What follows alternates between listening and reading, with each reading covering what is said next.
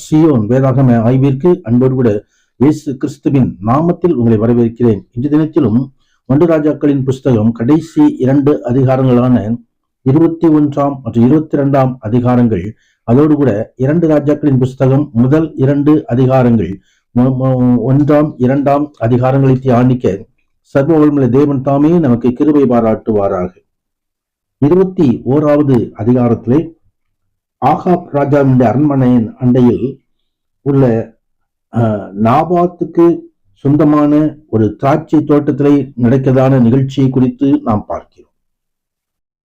Ahab ராஜா அங்கே தனது அரண்மனை அண்டையில் திராட்சை தோட்டம் வைத்திருந்ததான நாபோத்தோடு பேசி அந்த இடத்தை கீரை கொள்ளையாக்கும்படி எனக்கு கொடு, அதை பார்க்கிலும் நல்ல திராட்சை தோட்டத்தை அதற்கு பதிலாக உனக்கு தருவேன், உனக்கு வேண்டுமானால் அதன் விலைக்கிரயத்தை பணமாக தருவேன் என்று சொல்லி ஆகாப் ராஜா பேசுகிறதை குறித்து பார்க்கிறோம்.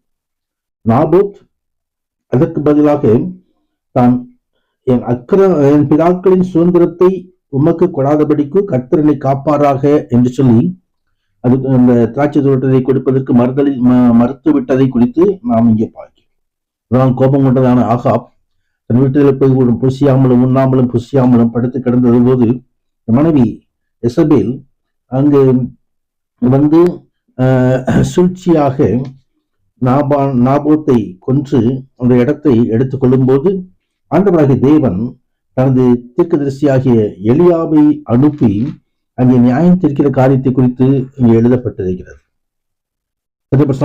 அநியாயமாக சில காரியங்கள் நடக்கும் பொழுது கர்த்தர் தாமாக வந்து அவர் நியாய தீர்ப்பு கொடுக்கிறார். இந்த உலகம் முழுவதும் அது நடந்து கொண்டிருக்கிறது.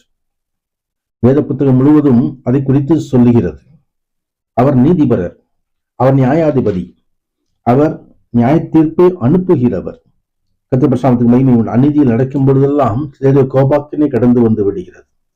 இங்கேயும் நாபோத் உடைய மனைவி சந்ததியார் அவர் மீது வருகிறான் நியாய தீர்ப்பு. நாய்கள் வந்து அவருடைய ரத்தத்தை நக்கும் என்று சொல்லி ஆண்டவர் தேவன் கொடுக்கிறதான ஒரு தண்டனையை குறித்து பார்க்கிறோம். மகிமை உண்டாவதாக. இங்கே 22வது அதிகாரத்திலே மீகாயா ஆகாபுக்கு எதிராக தீர்க்கதரிசனம் சொல்லுகிற ஒரு காரியத்தை குறித்து நாம் இங்கே பார்க்க முடிகிறது. மகிமை உண்டாவதாக. 3ஆம் வருஷத்திலே யூதாவாகிய ராஜாவாகிய யோசபாத் இஸ்ரவேலின் ராஜாவிடத்திலே போயிருந்த போது இஸ்ரவேலின் ராஜா தன் ஊழியக்காரரை நோக்கி, கீலேயாத்திலுள்ள ராமோத் என்னும் நம்முடைய இருந்து அறிவீர்களா? அதை நாம் அதை சீரிய ராஜாவின் கையிலிருந்து பிடித்துக் கொள்ளாமல் சுகமாயிருப்பானேன் என்று சொல்லி ஒரு யுத்தத்துக்கு ஆயத்தப்படுகிற காரியத்தை குறித்து நாம் பார்க்கிறோம். இதை குறித்து இங்கே இஸ்ரவேல் ராஜா ஏறக்குறைய 400 தீர்க்கதரிசிகளை கூடி வர செய்து, நான் கீலேயாத்துள்ள ராமோத்தின் மேல் யுத்தம் பண்ண போவோமா புகழாகாதா என்று அவர்களை கேட்டதற்கு, அருள் போம், ஆண்டவர் ராஜாவின் கையிலே ஒப்புக் கொடுப்பார் என்றார்கள். பின்பு யோசபாத், நாம் விசாரித்து அறிகிறதற்கு இவைகள் அல்லாமல் கர்த்தருடைய தீர்க்கதரிசி வேறு யாராயிலும் இங்கே இல்லையா என்று சொல்லி கேட்டபோது, இஸ்ரவேலின் ராஜா யோசபாத்தை நோக்கி, கர்த்தரிடத்தில் விசாரித்து அறிகிறதற்கு இம்லாவின் குமாரனாகிய மீகாயா என்னும் இன்னும் ஒருவன் இருக்கிறான், ஆனாலும் நான் அவனை பகைக்கிறேன். அவன் என்னை குறித்து நன்மை அல்ல தீமையாகவே தீர்க்க தரிசனம் சொல்லுகிறான் என்றார். அதற்கு யோசபாத், ராஜாவே, அப்படி சொல்ல வேண்டாம் என்று சொல்லி அவனை கூப்பிட்ட பொழுது, ஏதோ மீகா அங்கு வந்து இந்த மீகாயான் தீர்க்க தரிசனம் சொல்கிற காரியத்தை குறித்து பார்க்கிறோம்.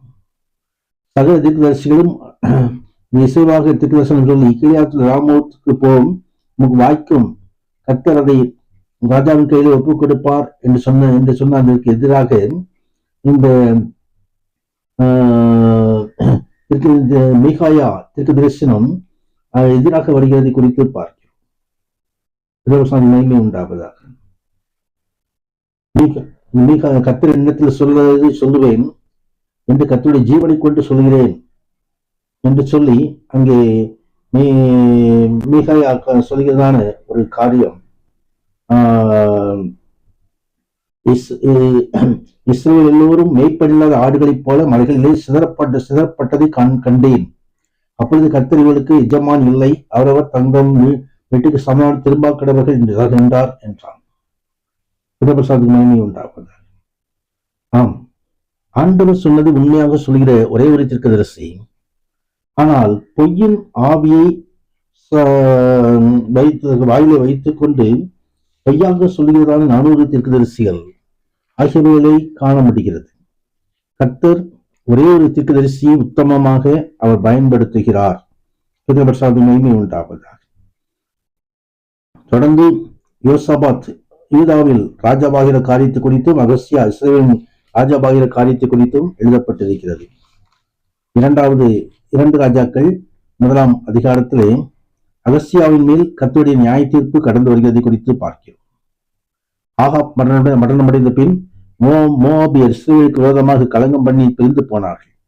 அகசியா சமரியாவிலிருந்து தன் மெய்வீட்டிலிருந்து கிராதின் வழியாய் விழுந்து வியாதிப்பட்டு வியாதி நீங்கி பிழைப்பேனோ என்று எக்ரோனின் தேவனாகிய ஆகால் செபிடத்திற்கு போய் விசாரிகள் என்ற ஆட்களை அனுப்பின பொழுது இடையிலே எலியா மறைத்து, இந்த மனுஷன் கர்த்தரிடத்தில் விசாரியாமல் மற்ற பொய்யான தேவர்களிடம் விசாரித்தபடியினாலே கர்த்தருடைய கோபாக்கினை வந்து நீ ஏறின கட்டிலிருந்து இறங்காமல் சாகவே சாவாய் என்று சொல்லி கர்த்தருடைய வார்த்தையை கொடுத்து அதன்படியே நடந்து விடுகிறதை குறித்தும் நாம் பார்க்கிறோம். 2 அதிகாரத்திலே எலியா பரலோகத்துக்கு எடுத்துக் கொள்ளப்படுதல் குறித்து நாம் பார்க்கிறோம்.